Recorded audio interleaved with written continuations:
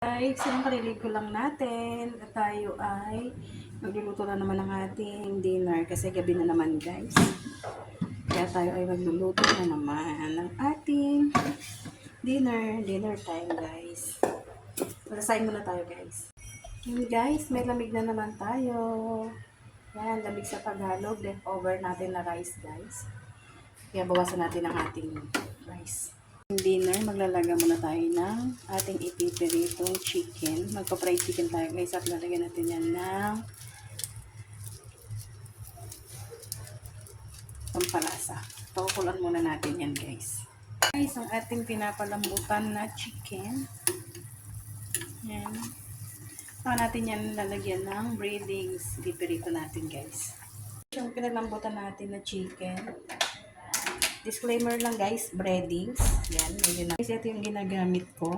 Tasty Boy kasi malasa to guys. Ito lagi ang aking in-stock. Ika-cover natin yan. Para mahalo natin siya. Yan. Mekos. Para buo siya guys. Magkaroon ng breading. Ganyan lang guys. Mekos. Yan, diba? Yung minekos-mekos natin, pipirito na natin yan. At magpapainita tayo ng mantika para pamulo na siya dyan. Medyo damihan natin ng ating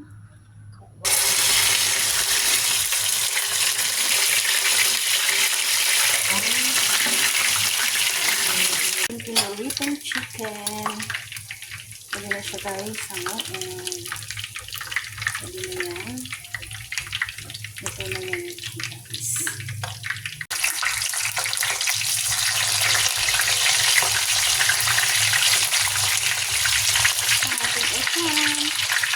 Yung pinaritong talong.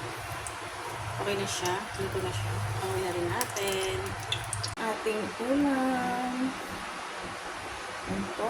Thank you for watching. Please follow, like, and share. Bye!